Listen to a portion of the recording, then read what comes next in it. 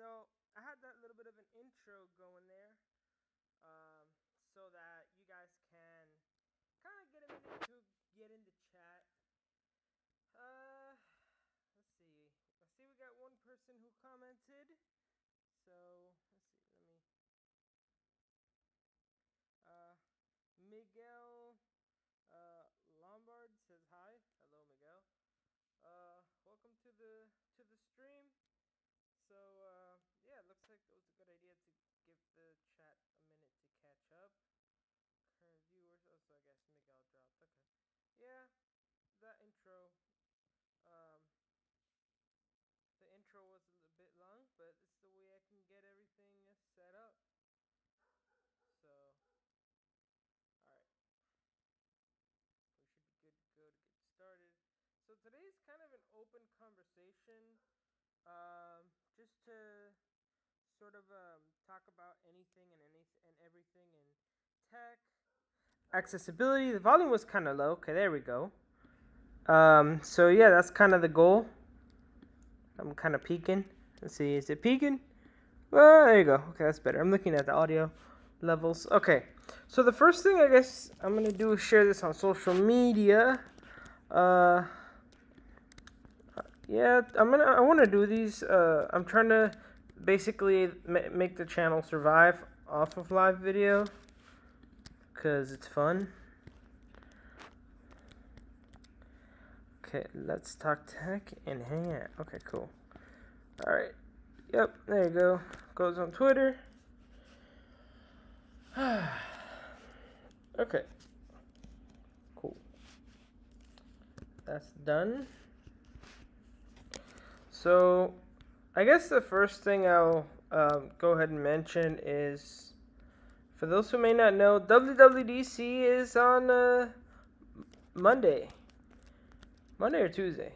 WWDC is happening, and I'm so excited because we're gonna get a lot of new stuff, right?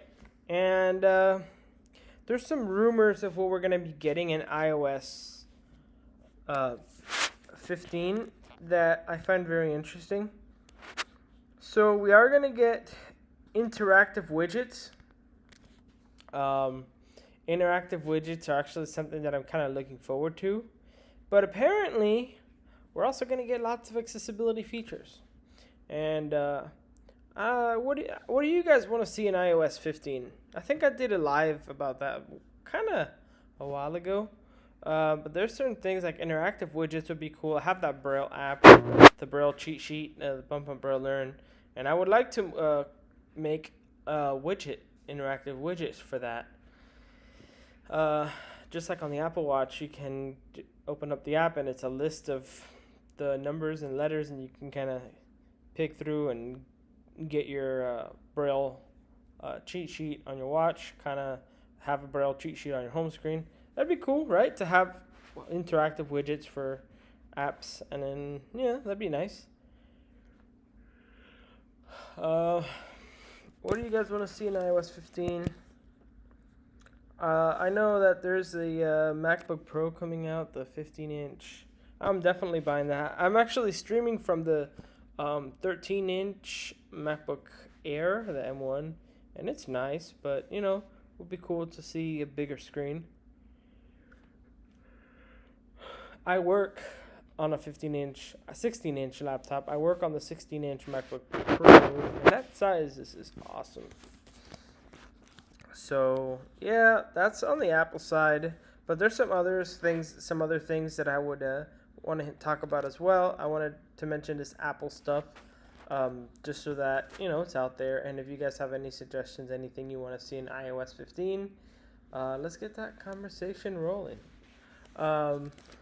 The next thing I find interesting is Android 12 or Android. The next version of Android is coming out. They have a new UI called Material U, which actually I like this for accessibility reasons. With Material U, you can customize your theming of your phone.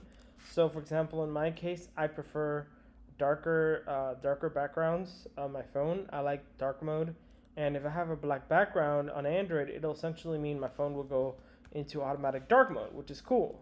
So all the accents and all the things will be dark.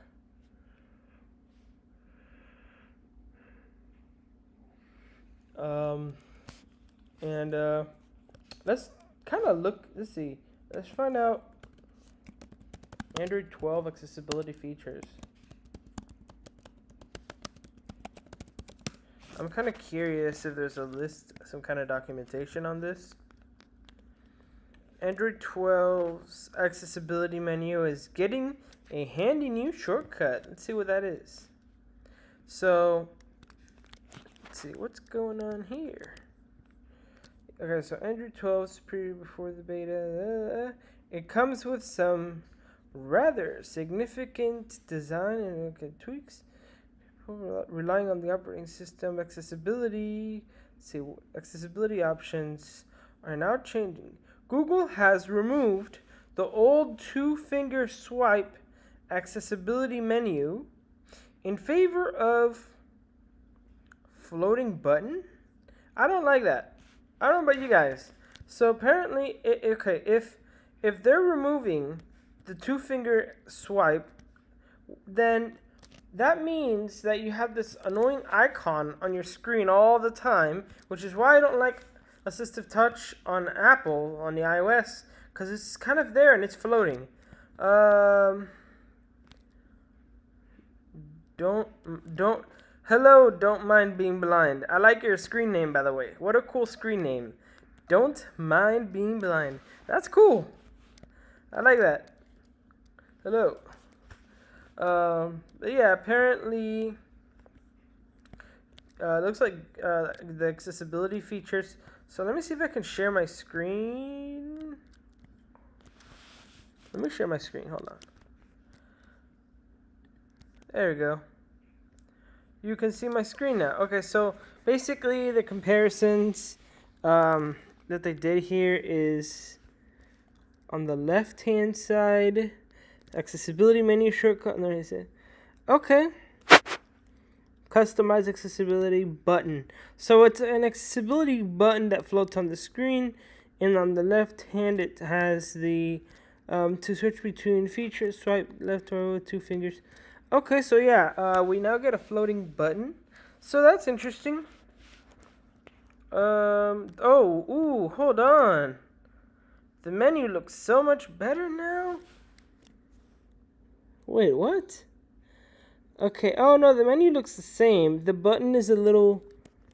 Can you change it? I'm zooming in here because I'm. Oh, so it's a little green house with like 3 dots, and then like a semi-transparent gradient around it. So the why? I thought Apple would eventually come up with a better solution to assistive touch annoying button on the screen. But you know what? I wonder if there's a way to go back to the two-finger swipe gesture. So that's it for that article. Interesting. Honestly, I'm going to say that it's not my cup of tea, that gesture thing, the button on the screen. I like the gesture better. I think it's more... it just feels better, in my opinion. So, don't wonder... If you want to, I can contact someone at Google about this. I mean, if you want to, I feel like we should have an option. We should totally have an option for switching between the two of them. I know it's still in beta, and there's still, bug fixes and stuff. I kind of miss having a Pixel device so that I can submit bug reports and stuff. So I'm kind of not really in the beta this year for Android. Maybe next year I'll probably get a Pixel and do that. But yeah, if you want to, that'd be cool. Honestly, if we could have the option for two-finger gesture as an alternative, and we could choose between them, that'd be cool. So that's something that, let's see, what else can we get? I'm going to keep looking for Android 12 accessibility stuff. See what else we got. So I guess that's one huge revamp, is the accessibility shortcuts. I mean, it's a on-screen button. Hopefully we have an alternative with a two-finger gesture.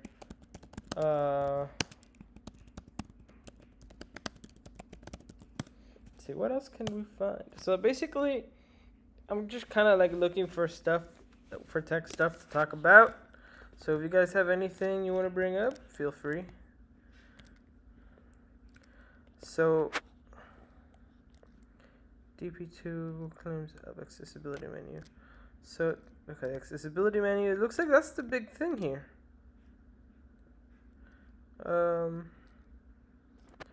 Hidden feature. Nah, hidden features may not make it to the light of day. Could be great for accessibility. So yeah, the other thing that they talk about is the optional color profiles. So that's cool. Yeah, I think I did mention that earlier.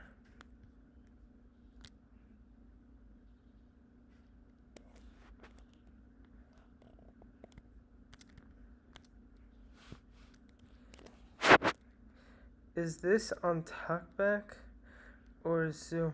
This is the accessibility menu that you would enable in settings where you can enable any of these features. You essentially would do the two-finger gesture and it would bring up a menu so that you can enable or disable Zoom, talkback, and all these other accessibility features.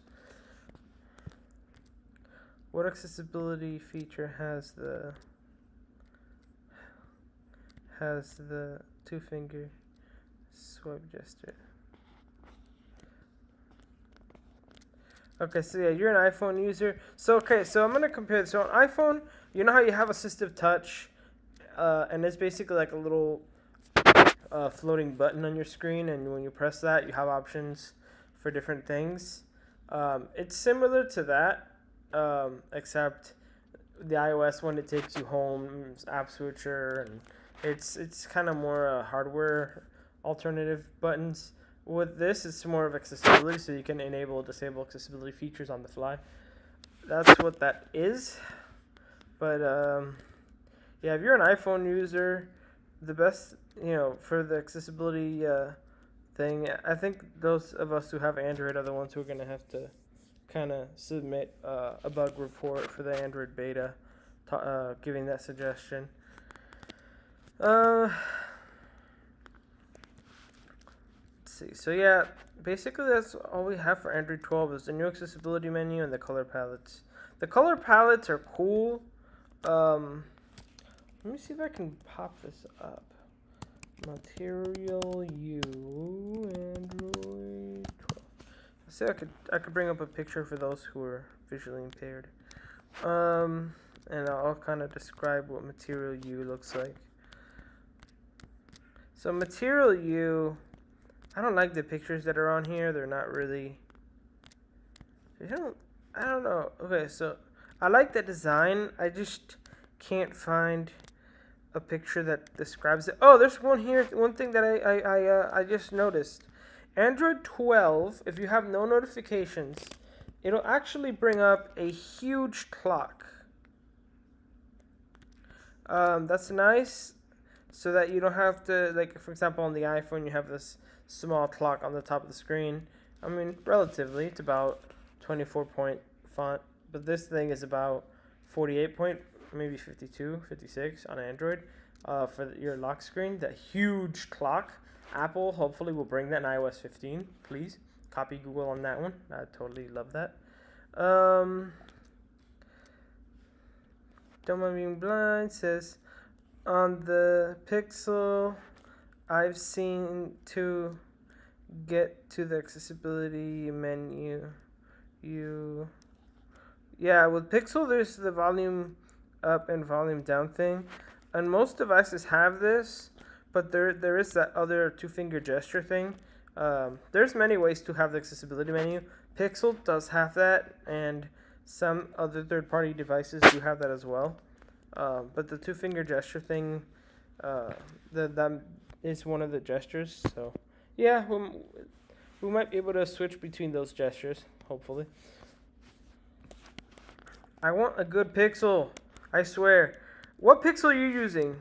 Don't Mind Being Blind. Because honestly, for me, the last good Pixel was the Pixel 3 XL. I wasn't a fan of the Pixel 4. I mean, it felt kind of, I don't know. I had such a big forehead that I wasn't a fan. I love the Pixel 3 XL. I always went for Pixels, but then I saw the Galaxy Fold was kind of around there, and I got the Galaxy Fold, but I want to see a Pixel Fold. That'd be cool. The Pixel Fold would be nice, to be honest, because I have the Galaxy Fold. I've had this thing since early 2020, and it's getting kind of flappy. For those who can't see, I'll describe it. So I'm holding my phone, one side of the phone, and the other side is kind of flapping like an open book. So it's kind of annoying, because that means that when I have it open, it kind of curves. It doesn't fold out all the way, so the phone's kind of got a little bit of wear and tear. I love the Fold. It's a great phone, but I'm kind of itching to go to a Pixel Fold. So let's hope that rumor for the Pixel Fold is true. Pixel Fold. Yeah, there's a good amount of rumors on here. The Google Pixel Fold release date, price. There's a lot of rumors about this. The leaker that I trust is John Prosser. He hasn't said anything yet.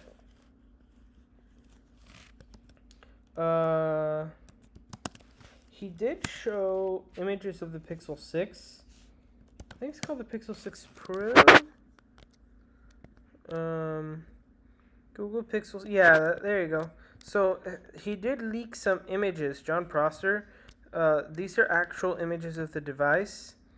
And I'll tell you what, I am so liking this.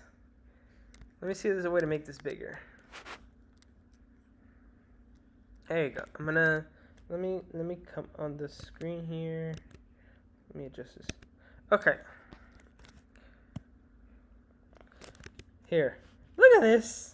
Okay, so basically, I'm going to describe it. So, okay, the back of the phone has a multicolor type of thing. So it's like a 3-accent back. It's got like the cameras in a left to right orientation, and this one has a red accent, but I've seen the ones like with a kind of like a mint green accent, which looks so good. Am I gonna ditch my Galaxy Fold for a flab of glass again? Maybe this new Pixel will get me there. But man, this Pixel looks so good. Pixel 6 Pro, I think is the name, and the screen is basically edge to edge. A tiny little hole punch display on the top middle.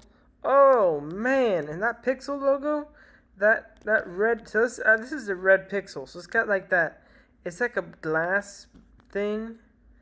On Leaks is the one who put this picture, but John Prosser was the original source. Oh man, I love that. That was so cool. Okay, hold on. I'm still sharing my screen. There we go. Okay, let's see. Pixel, I have the Pixel 2. It freezes, glitches, and goes really high. The Pixel 2 is a good phone too. You know, I like that the Pixel 2, the Panda, the black and white. I had the Pixel 2 XL, the Panda color. Oh man, that phone looks so good. And we're going back to that Panda style. We're going back to a similar, except this time it's got like a third accent on the top, which is cool. I like the way it looks. That phone looks so good.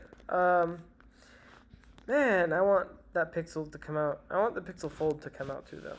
But yeah, that's cool that you got a Pixel 2. That's a pretty good phone.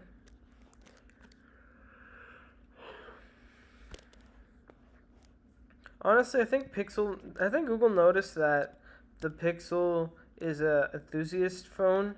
They made affordable ones, but they're not doing so hot. And I think it's because they realized those of us who buy Pixels aren't going to buy the cheaper version. Yeah, there's people who buy them, but we buy them because we're enthusiasts. I also want to better Pixel. I also want a better Pixel. I have the Pixel 2. Issues. Okay, I see that. Apple glasses could actually happen. Also, do you think they could help the blind or visually impaired? Yeah, VR is a great way to. It's a great accessibility tool. Uh, Honestly, I've played around with VR and AR, and there's one thing that I do like about this VR and AR. So currently, I have an Oculus Quest 2 laying around, and I used like the virtual desktop thing, and I was actually able to kind of get a zoomed in effect so that I don't have to zoom into my computer. I just have a virtual monitor that is like 70 inches, and I can just kind of like make it bigger and move the monitor around and just make it really comfortable experience. That's a great accessibility use. When it comes to visual aids and kind of being able to zoom things in, using your VR headset, and if Apple does this, they'll probably be able to master it. But with the iPhone 12 Pro cameras, on a VR headset for like zooming in, man, that'd be a good tool. And for the blind, using OCR, machine learning and stuff, we can definitely get a lot of stuff done. I have an app idea that I want to write if we get the glasses. It's like a virtual cane, something that could replace your cane, but for that you need a wearable that's always on your forehead. So yeah, could it happen? 2021, 2022, late 2022 probably. 2021 definitely not. I don't think so. We probably could get it 2022 for like WWDC. If they do a headset, they have to announce it at DubDub before they announce the hardware, because they have to give us developers time to basically go ahead and make the software for the devices.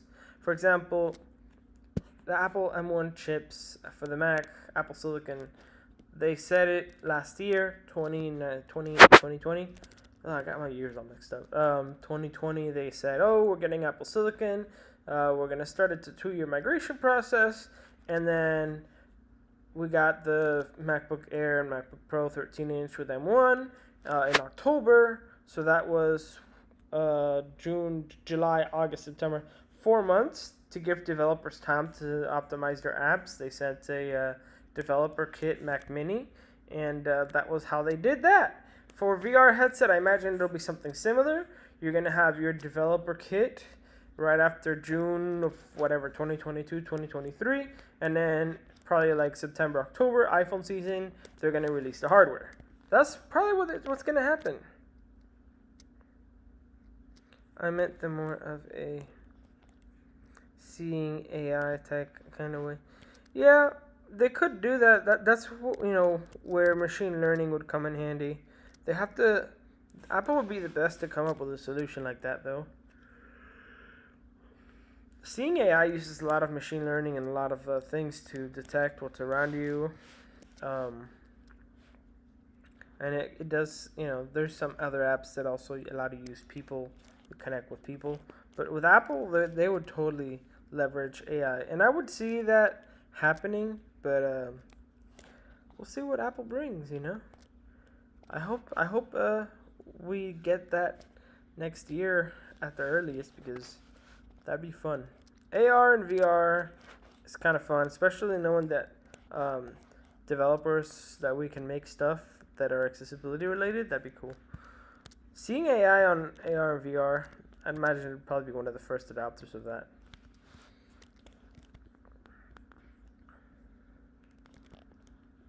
So let's see, what else are we going to talk about? So let's see. So the iPhone 13 did leak. There is leaks for that. Let's see if I can bring him up.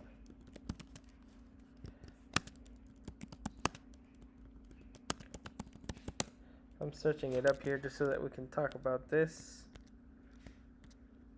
Because the iPhone 13... Oh man, there's so many memes about this dude. I searched, I put John Prosser in the Google search, and it totally, Twitter. Okay, you know what? His name has such good SEO that it overlaps what I put in here. So I gotta remove his name and then search it again. Kind of curious. I know there was some kind of iPhone 13 leaks. Leak versus iPhone 13 design. So far, the only thing I've heard is like it's getting thicker, the battery's getting better, the notch is getting smaller, but I don't know. Honestly, for the iPhone 13, especially for the Pro Max, I would like to see, besides a bigger battery, I would like to see a bigger screen. I'm the kind of guy that wants a big screen all the time. See if we can find some because if we search the iPhone 13 leaks, we basically just get, there's not that much yet, and I know the processor said something about this. Yeah. Nothing really substantial. There's no like new images or anything. Besides like the notch is smaller and the camera bump is slightly changed. Yeah, see the camera bump is slightly changed, but I don't know how. It's oriented differently.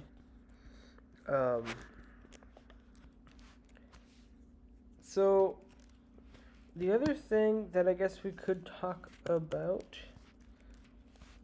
I want to talk about how something that I did notice with we got some images of how the Apple Watch accessibility feature works. So, I want to show you an image of this and talk about that because that was kind of fascinating.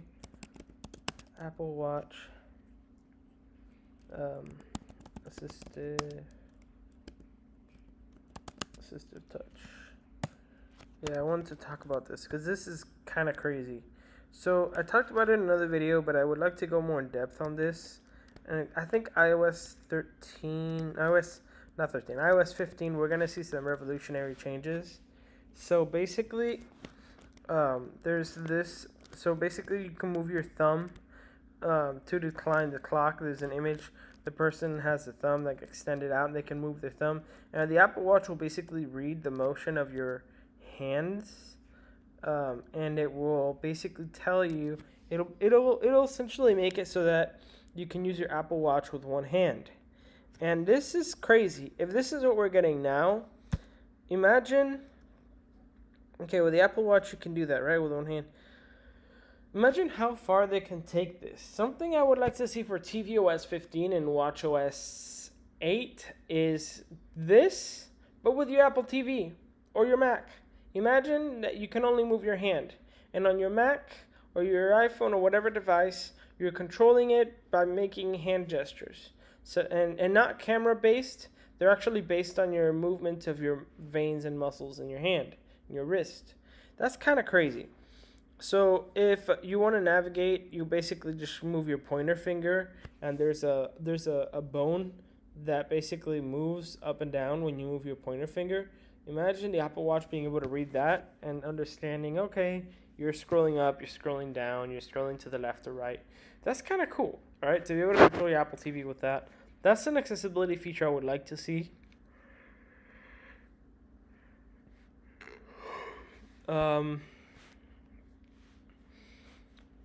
You know, it'd be nice to basically have those accessibility features so that you don't have to rely on Siri or on voice. You can just rely on your hand or whatever body part you have that moves. In this case, your hands with your watch. That would be really helpful. So that's something to note. Let me look at the chat. Okay, so we got 4 people watching. Hello, everyone. If you have any tech topics you want to bring up or anything, feel free to. Basically, it's just a hangout session to talk about tech. Oh, by the way, something I noticed. So, what do you? So, I don't know. I kind of feel mixed about this. So, Apple is having this high fidelity audio, essentially where the audio is really high quality. Can any of you guys tell the difference between hi-fi audio and standard audio? Um, I can a little bit, but it's kind of, I think it's mostly placebo. Um, and you can see there's a tag that says mastered MFI, uh, mastered Apple mastered Apple Music or whatever. There's something about Apple Music mastered or mastered by Apple Music. I forget what it is. Uh, it's basically mastered by the Apple Music people, according to Apple. And all it is basically the songs are at a higher bit rate, meaning that you have more information. So your headphones can basically give you more information for that soundtrack, and it's to the point where sometimes it's not even noticeable. It's so much information that there's a certain point where your ears just can't pick up more information. And as you know, those of us who are blind, visually impaired, we use our ears for many things more than I say this. Most of the society, we may use our ears for picking up traffic, and we're just trained to listen more. Do you guys notice a difference? Because I don't. I mean, I can tell a little bit, yeah, there's some new instruments here and there. But I don't know if they added those instruments to make it more hi-fi or what the heck is the problem there. But, yeah, Apple has some new improved music fidelity, so that's interesting. You don't get that on the I was gonna say HomePods. On the AirPods Max though, or any of the AirPods. So could we get a new Wi-Fi codec to do lossless audio wirelessly? I hope so. But even with wired headphones, it's kind of, I don't know. It's not as noticeable as it could be.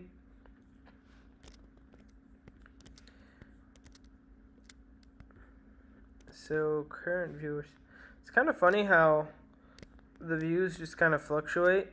People drop in and out. But yeah, you guys know that with Apple, they come up with a lot of stuff. It's that season of where we get a lot of new releases.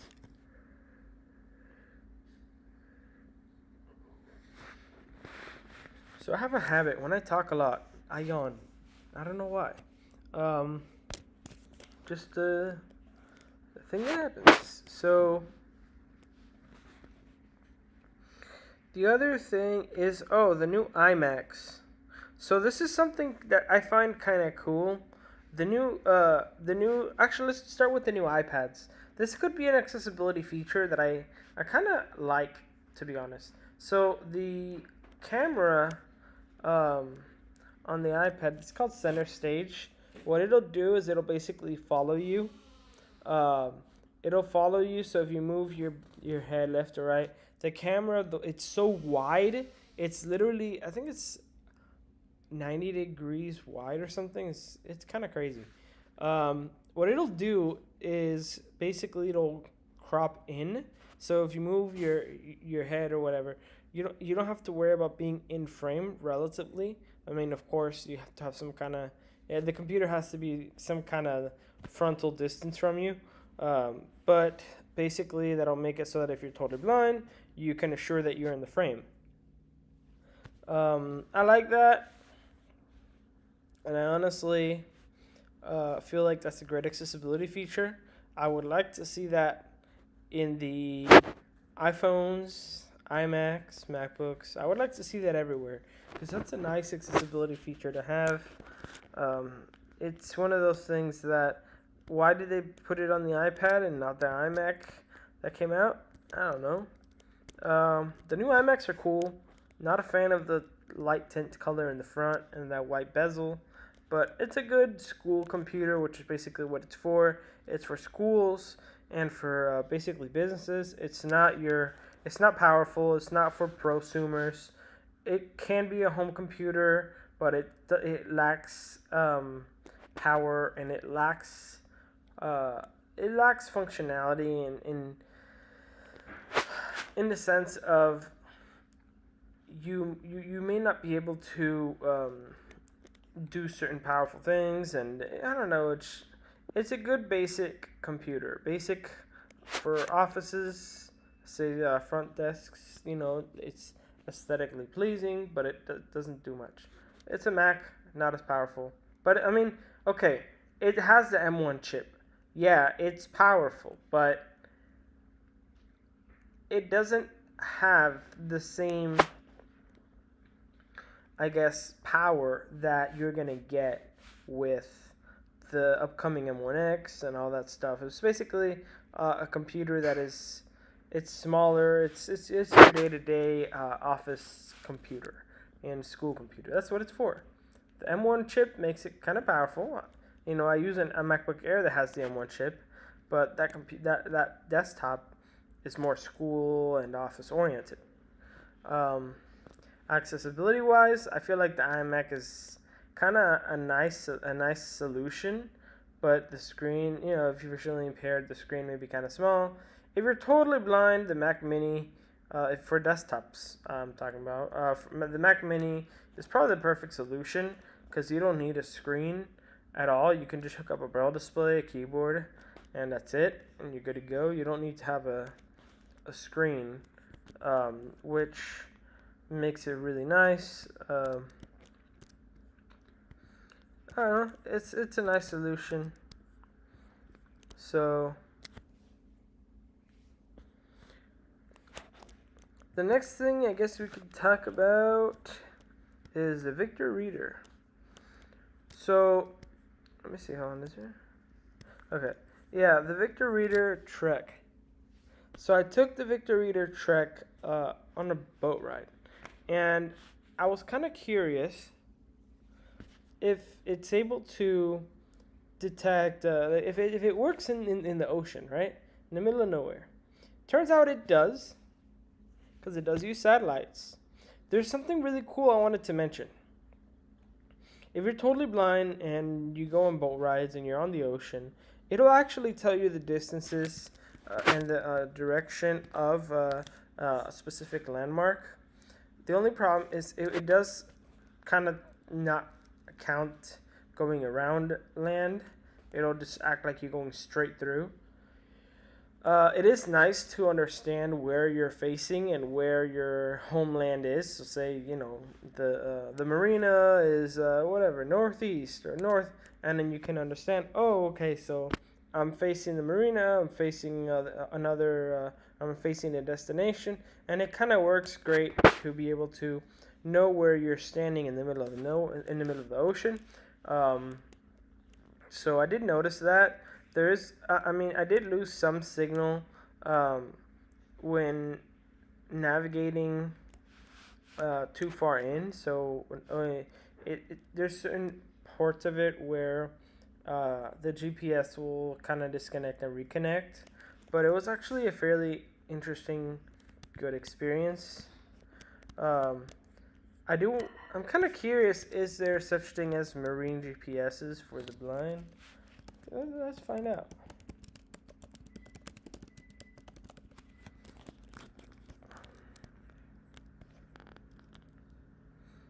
Okay. Portable and marine GPS units.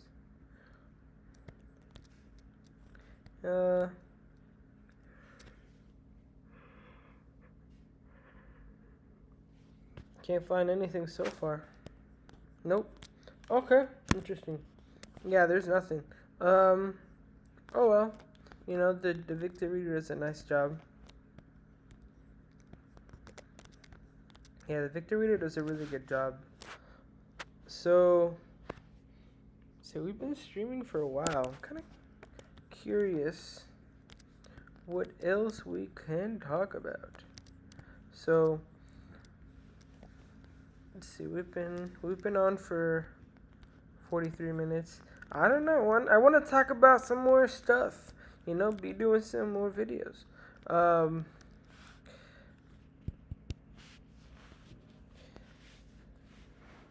I guess let's do one thing. I'm gonna go on the let's see if there what's new with humanware.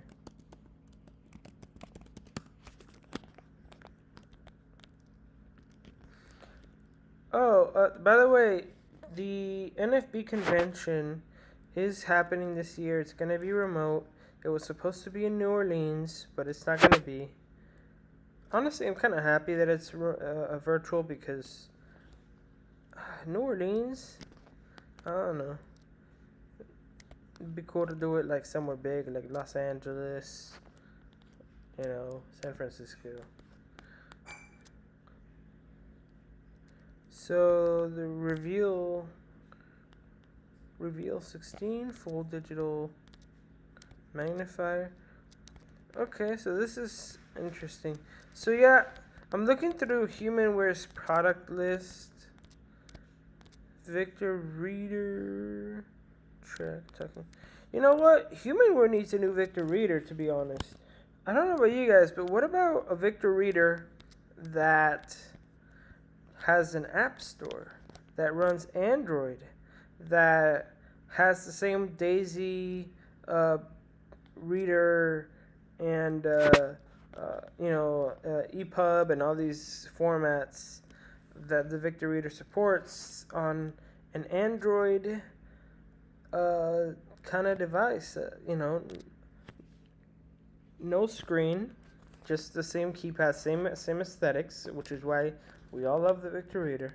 Except that under the hood, make it Android. Put USB-C, and let's have a new Victor Reader. Humanware. If you need somebody to basically test and kind of QA your devices, your Victor Readers or any talking devices, I'm right here. I love your products. Honestly, the Victor Reader Trek has been really cool, but I'm kind of itching for a new Victor Reader. I'm like, okay, this one's cool. I use it, but I want Audible to be directly on there. I want to be able to download Audible books directly from the Victor Reader.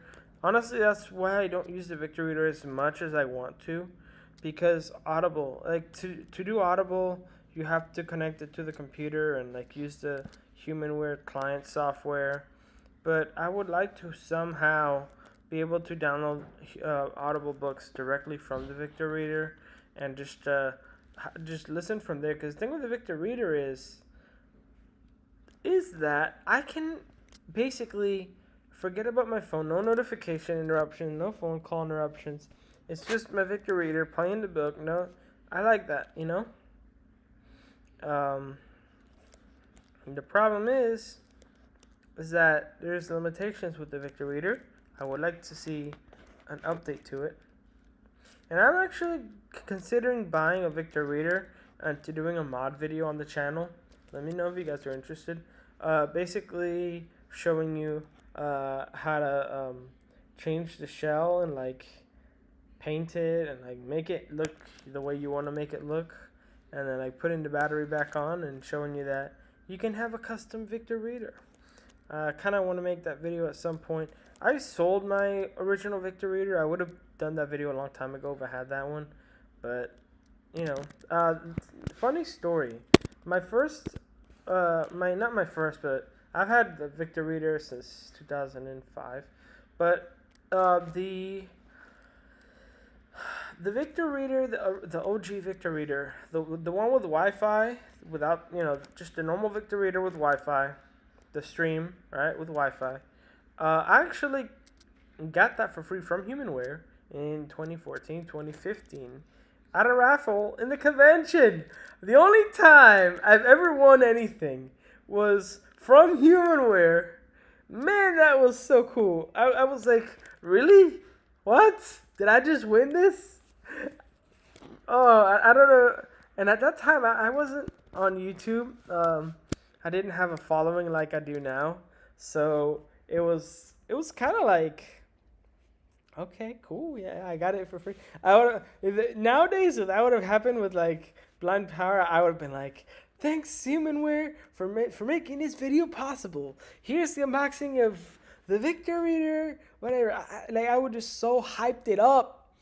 But now that I think as a YouTuber, things are so different. And by the way, I am gonna cover the NFB convention as much as I can. I have a full-time job, so I really can't cover everything throughout the day. But in the afternoons, I'll probably go live and talk about some things. And yeah, it is what it is. Try to cover as many things as I can. I want to interview some more people. I want to see if I can get to interview the accessibility lead at Google and Apple and Amazon. I want to try to interview other blind YouTubers, and I want to see if I can do some collabs. Because you know what? We need to get some conversations going about tech. Right now with iOS 15, it would be cool to talk to some of these people. Say, hey, how do you get, the questions that I have is like, how do you get to the point of, oh, we're going to make this accessibility feature? What's the motivation factor? There's so many questions. It's kind of a general list that don't go into any NDA that they have or anything. It's just like, hey, what motivates you to work in accessibility? How do you make accessibility features? Like what starts the ball rolling to develop these features? So many questions that I want answered. And I know Apple, somebody at Apple would be perfect, and Google as well, especially Apple, because when I interviewed this girl who she does Apple support, and they gave her a headset with like one side was for voiceover, the other side was talking to the people. It was fascinating, that conversation. And it was a really good video. That video actually did fairly well. And you know what? I want to do that again this year. Now that I'm over 1,000 subscribers and I have more following, I think we need to get some more serious people in to talk about, things that are basically like how things are done with accessibility. It's just fascinating. It's cool. And apparently iOS 15 is going to be huge on accessibility, so that'll be something that will be fun. So, I don't know. I'm just rambling, talking. Let me go to the Google News thing and see what else we can get going. Oh, one thing that I'm going to talk about. Did you guys hear the whole LiDAR removal thing? The whole LiDAR removal on the Teslas, that concerns me. That concerns me because Tesla Vision, what they're replacing LiDAR with, is cameras. And in order for self-driving to be a thing, for us blind and visually impaired to be able to use self-driving in the future, we need the car to work regardless of rain, snow, and these other environmental aspects. How are we going to get that ball rolling with accessibility on the Tesla? And how are we going to get basically self-driving, full self-driving, level 5, level 6 autonomy? How are we going to get that happening if they're removing LiDAR? Tesla, what are you doing, man? So Vic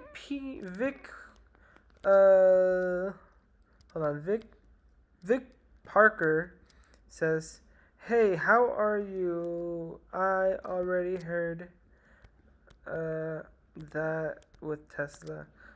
Yeah, the thing with Tesla, honestly, it's kind of a sore spot for me. I'm like, why are you doing this, Tesla? Why are you removing lidar when lidar is basically the one thing that's gonna make it so that we blind visually impaired people can have self-driving cars?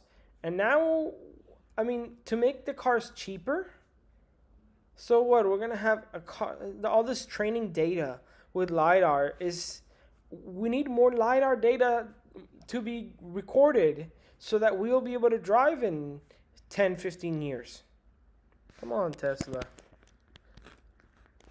So that's something that I wanted to mention because I feel like currently, all these other companies, a lot of federations ignore Tesla, like if Tesla's nothing, and Tesla's ahead of everybody. But I'm sorry, I've criticized the federations for ignoring Tesla, and now I understand why they ignore Tesla. I understand it now. I do, because Tesla will not go through with it. They'll have, oh yeah, self-driving, but then they'll remove the most essential piece to self-driving. I understand why the NFB doesn't really acknowledge Tesla in the self-driving stuff. I understand now. I asked what's going on with Tesla? Why don't we mention Tesla? And last year I was kind of upset. I'm like, okay, well, this whole thing for self-driving and no mention of Tesla. Tesla's more advanced than everybody. I understand now why. This whole removing LiDAR thing made me understand why the NFB doesn't add Tesla to their thing for the self-driving, because the self-driving it's self-driving for people who drive. And they're removing LiDAR because it's inconvenient to the people who drive. Because they want affordable electric cars. And this whole self-driving thing is kind of being put in the back burner. And now if you look at other car companies, Audi, BMW, yeah, they're not as advanced, but they're following through. So I did notice that. I did kind of, it kind of hit me why they don't acknowledge Tesla. They'll say, yeah, Tesla's cool, but it's not exactly made for our community. And I get it now, because that removing LiDAR, that was a clear sign of we're not going to do self-driving for totally blind and visually impaired people anytime soon. So that's something that really, really, really kind of I found very interesting. And it looks like people are losing interest in Tesla because we dropped 2 people. So let's go to the next topic.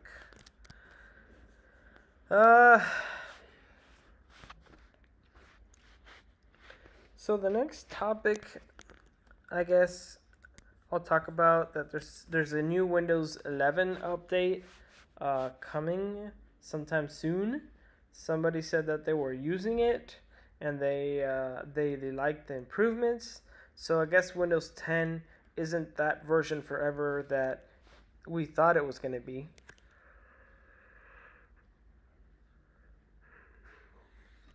Turns out that Windows 11 is actually coming. Let me see if there's some screenshots. I don't know. But I did hear an article about this. Let me see what I can find. Windows 11 is coming. Here's everything you need to know. Okay, so this is what was leaked. It was, okay, let me show you this image. Let me make this image, okay, there we go. It's larger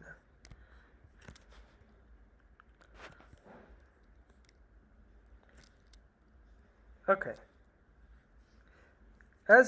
So as we have here on the screen, we have a window. So basically the Windows logo, which really does look like a window. I understand it now. And then it has the Windows logo. It has a blue background with it's like a blue room basically. like a blue room with like a white glare, like the white sun glare. And then on the floor of the room, you have the Windows logo shadow. That is the background that we're going to get with Windows 11. So I wanted to talk about that and why that means something. So as we know, we had narrator actually got really good with Windows 10. I'm gonna switch back to this. Narrator got really good with Windows 10 to the point where you don't necessarily need a third-party screen reader. So I think with Windows 11, if they focus on accessibility, it would be cool to see narrator get more improvements to the point where essentially Braille display support is as good as JAWS and better than NVDA, and Zoom properly supports multi-monitors, so that you can centrally zoom in one monitor and it doesn't zoom into all monitors. Mac OS still hasn't fixed that. If Windows does that, that would be very compelling for me. That's one gripe I have with Mac OS. I haven't figured out how to get around it yet. I love having more than one monitor, but the problem is when you zoom in, it'll zoom in on your other monitors too. It's kind of annoying. If anybody has a solution for this, you would make my day, literally. But yeah, Windows 11, if they improve narrator a lot more, which narrator is already pretty good, if they improve it and then they allow multi-monitor support for magnification, that'd be nice.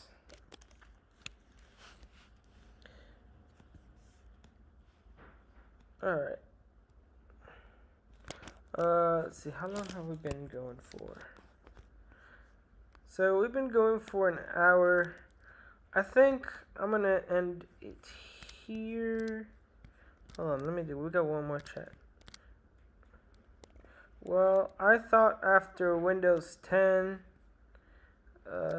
there's no more. Yeah, that's what Microsoft was basically making us believe, that there would be no more after Windows 10, but nope. That's not the case. We're getting Windows 11, so that's going to be interesting. That's going to be exciting. I'm kind of looking for a gaming laptop right now.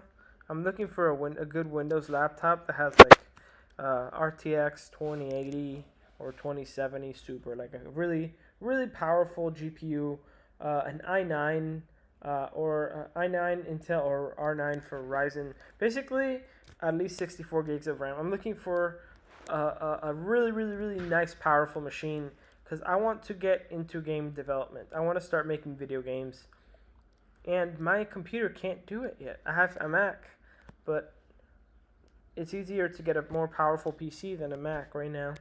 The M1 chip is good. Maybe the M1X will change everything, or the M2 chip coming on dub. We'll see. But I need a more powerful computer to get into game development. I'm starting to learn Udemy and Unreal Engine game development. And I'll tell you what, that thing, it makes my computer like kernel panic. Just shut off. It's like, oh, too hot.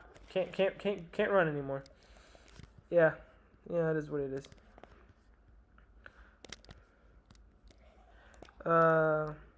That's sweet news. Yes, Windows